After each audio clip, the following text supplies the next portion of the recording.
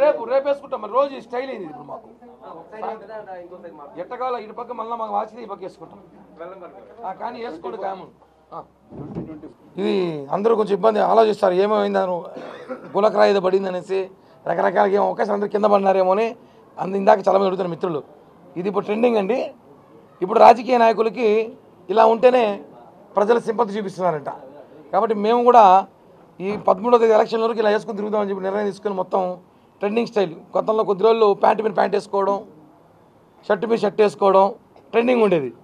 ఇప్పుడు 24 ఎలక్షన్స్ వచ్చేసరికి తల మీద స్టిక్కరు, కంటికి స్టిక్కర్ వేసుకుంటే జనం చూస్తున్నారు, సింపతిగా ఉంటుందని చెప్పి ఇలా వేసుకొని రావడం. ఈరోజు నేను మాట్లాడుతూ మీకు మీ ఇంట్లో మంచి జరిగి ఉంటేనే మీరు నాకు డబ్బులు తీసుకుంటేనే మీరు ఓటు వేయండి అంటాడు. ఈరోజు మీ ఇంట్లో మంచి జరగలేదు, ఇద్దరు చెల్లెలు రోడ్డు మీద తిరుగుతున్నారు.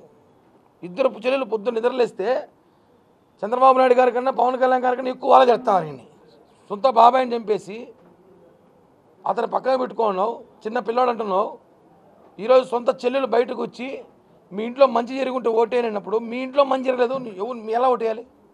మీ ఇంట్లో కరెక్ట్గా లేనప్పుడు మేము ఎలా ఓట్లేదు? ప్రజలు మీరు ఏ ముఖ్యమంత్రిని చూసైతే మీరు విర్రవీగుతున్నారో ఆ ముఖ్యమంత్రి ఉన్న పెన్నే పనిచేయడం లేదు, మీ పనిలో పనిచేయం. ఇంకా ఖచ్చితంగా చెప్తున్నాం, రాబోయేది ఉమ్మడి కూటమి తిరుపతిలో జనసేన అభ్యర్థి భారీ మెజార్టీ కలగబోతున్నాం.